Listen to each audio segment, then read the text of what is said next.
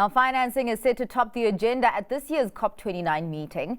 This has the $100 billion commitment agreed upon by developed nations to help facilitate a just energy transition for developing countries is set to expire next year.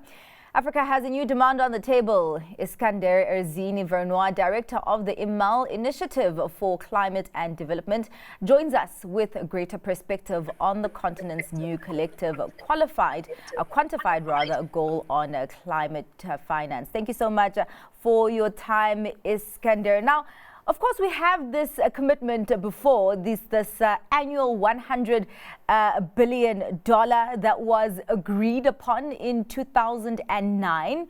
It is set to expire next year, but really, what would be the difference between that and this new collective quantified goal? Well, thank you very much for having me. I think the answer in short is that the previous goal was inadequate, and it's hoped that the next goal will be adequate to the needs of Africa, but also the rest of the developing world, which is, struggling to take action on climate change, be it on mitigation to reduce emissions, including energy transition, but also on adapting to climate change impacts, adaptation, and responding to the losses and damages of climate change impacts. The needs are in the trillions, but the finance flowing is very far from that, unfortunately. Well, this inadequacy, is it inadequacy in terms of the amount that eventually did flow through to developing countries, or maybe just the lack of willingness to commit by the developed countries?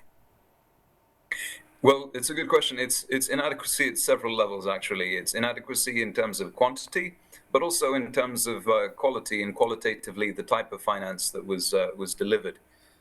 Quantitatively, if you look at the needs assessments, you see that the losses and damages are already incurring approximately at least 400 billion a year in US dollars in losses to the developing countries.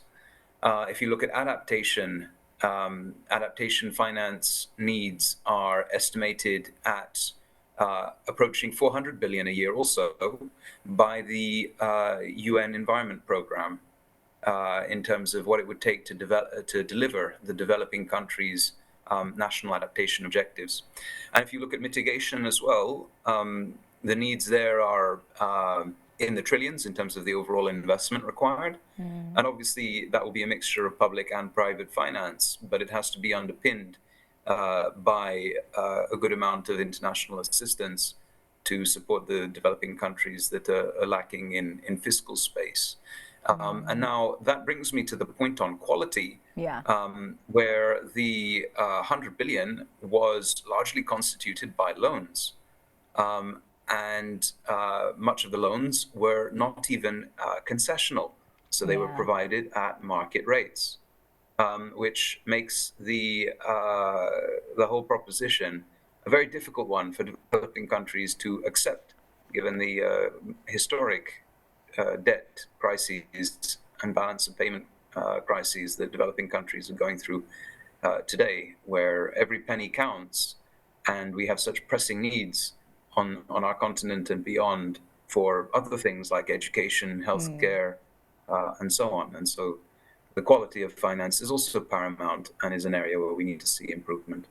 So would this new framework then provide some sort of balance between, what the developed countries can actually do so that they're not at a disadvantage versus what Africa needs? And actually just on that, on quantity, how much are the developing countries actually looking for?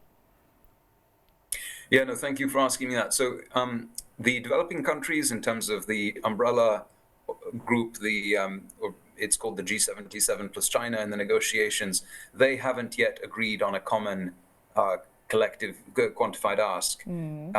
But I think there's general agreement, and the numbers that they're asking for are not so different from one another. Africa, with the African group, is calling for 1.3 trillion per year as the mobilization goal for finance to be mobilized by developed countries for developing countries. However, the developed countries have yet to put forward any proposal at all. So it's very hard for any constructive conversation to happen. I understand that there are still negotiations happening, but also do you think that there should also be, a laser focus in terms of monitoring as well, even when there is an agreement in place, considering the inadequacies of the previous agreement? Well, yes, I mean, I think we have a lot to learn in terms of transparency, accountability, monitoring, and that whole regime.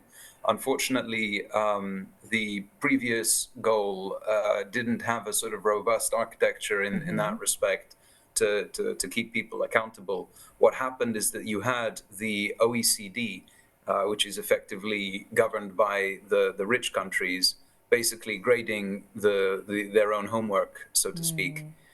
So a bit of a conflict of interest there, and it led to many developing countries not accepting the numbers that the OECD was putting forward, essentially leading to accusations that the numbers were being inflated. And so I think the time has come to establish a new regime, which is under the auspices of the United Nations, to ensure that these things are properly managed and held to account. All right. Well, Iskander, we will be keeping our ears on the ground, looking out for those developments there, particularly at COP29. That was Iskander Erzini Vernoit, Director at IMAL Initiative for Climate and Development.